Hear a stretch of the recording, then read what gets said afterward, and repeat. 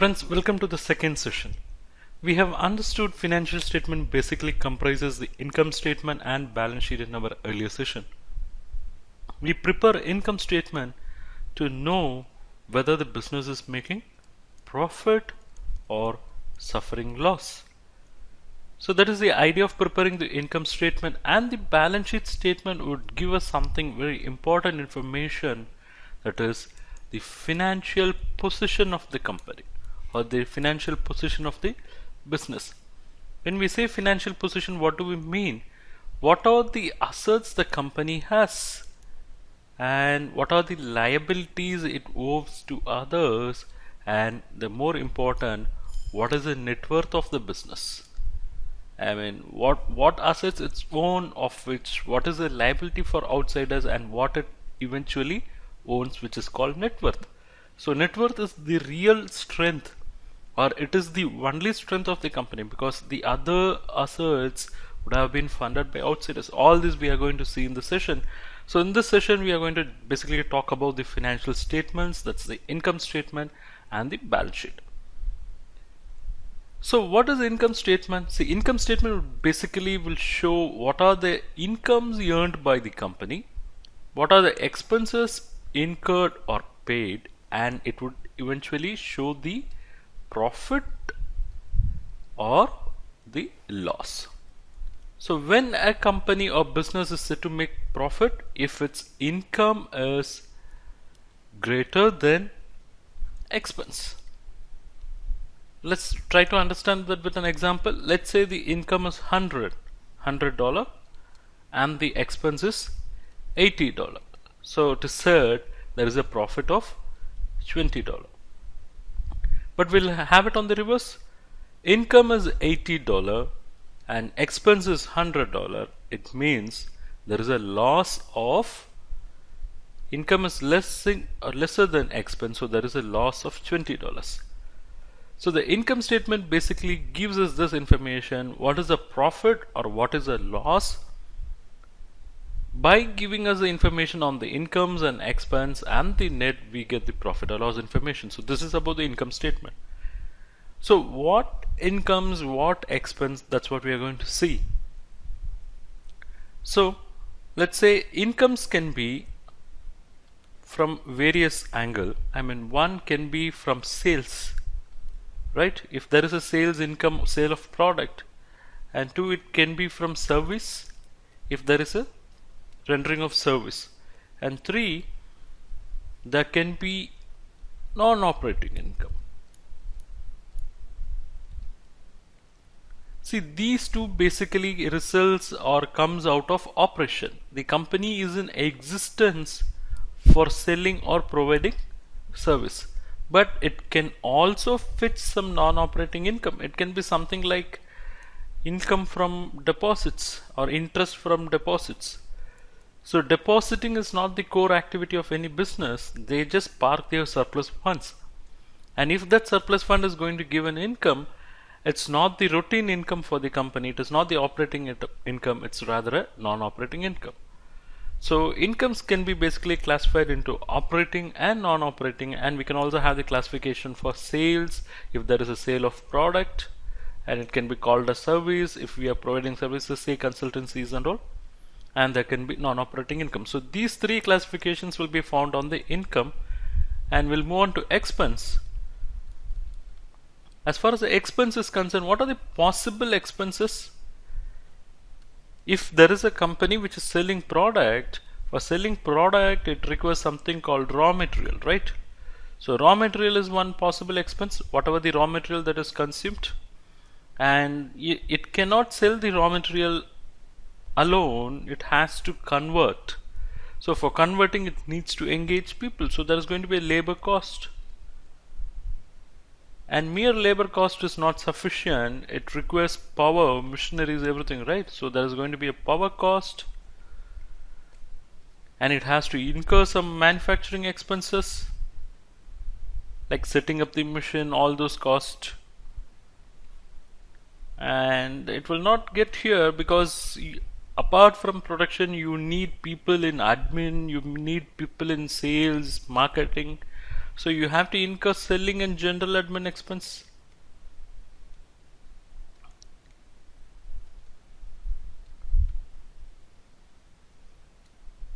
Whether the expenses will get over with this, no, because for running the business we could have taken loans, so there could be some interest cost on that.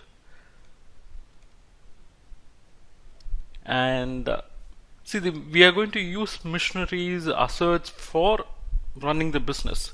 So in the usage, those assets are going to lose its value. So when we say expense, we talk about the loss also. So when we use the machine day after day, it loses its value. So there is going to be loss in value of assets. So these are all the possible expenses that can be shown in the income statement. When you say income statement, it means income and expense. It means profit and loss. So only if we talk both the incomes and the expense comprehensively, we'll be able to find out the profit or loss suffered by the organization. So this is the simple statement which will list all the expenses, all the incomes, and it will give us the profit or loss. So let's look at a simple format here. So I'm going to write income statement for the year ended. So income statement, basically it will be prepared for the period, say for 1 month, for 3 months, 12 months. Okay, so it's going to be for the year ended. So in India, its year ending will be on 31st March, and in foreign countries it's going to be 31st December. So the income statement would basically will have the incomes in the top. So let's say the operating income. So we'll have something in operating income, and there's going to be some non-operating income also.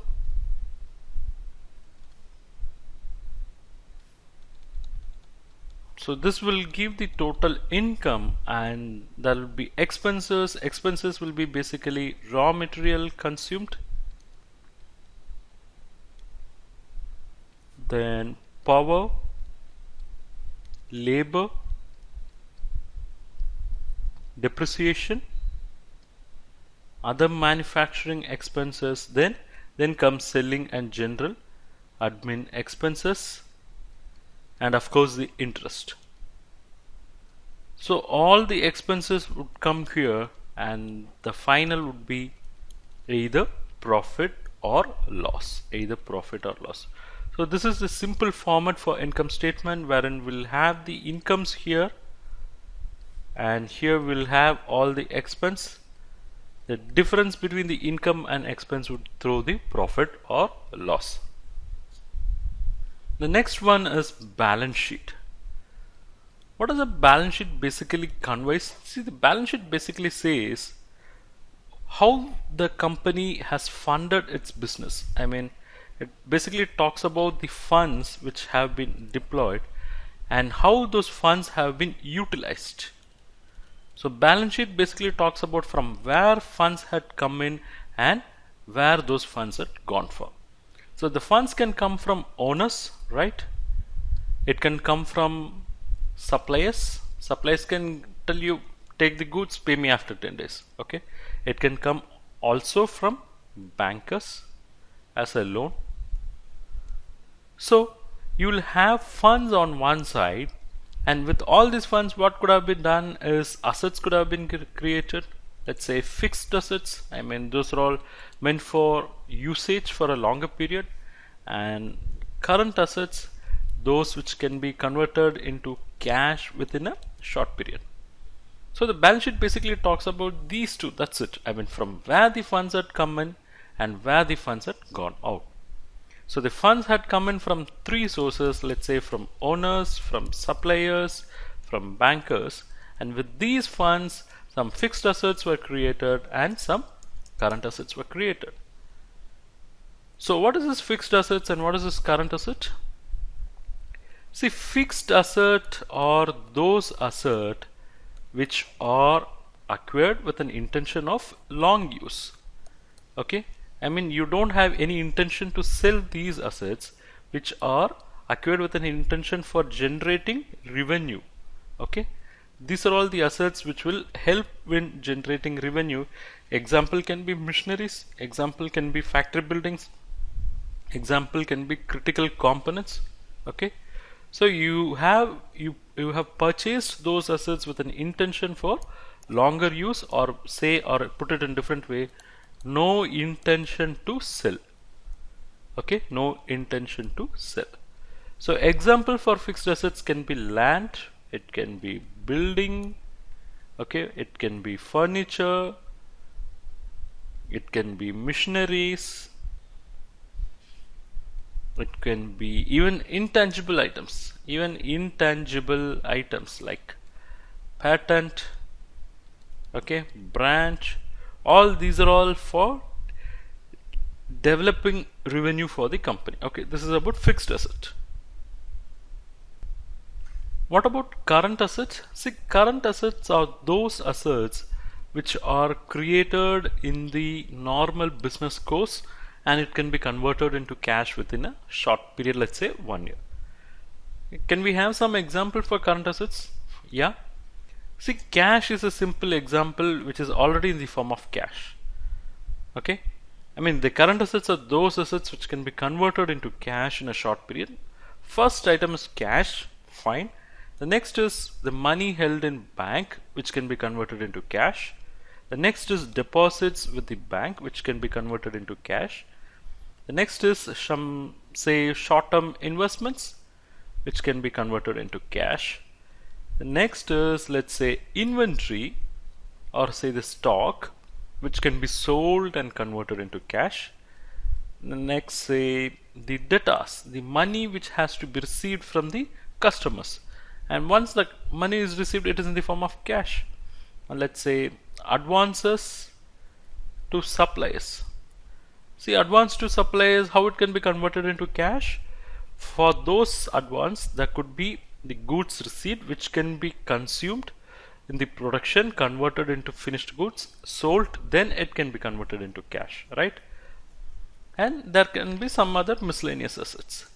So basically, the current assets are those assets which are created in the normal course of business and which can be converted into cash within a shorter cycle period.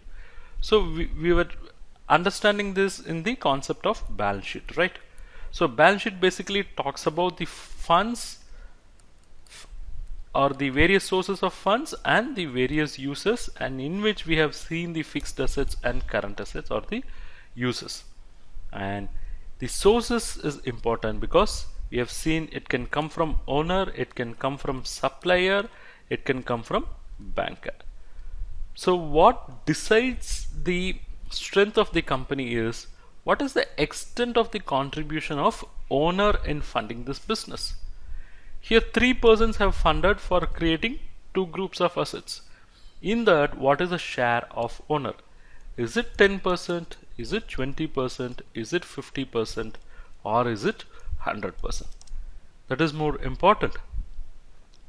Lower the share of the owner, the firm is highly leveraged. It's a new term. What is leveraged?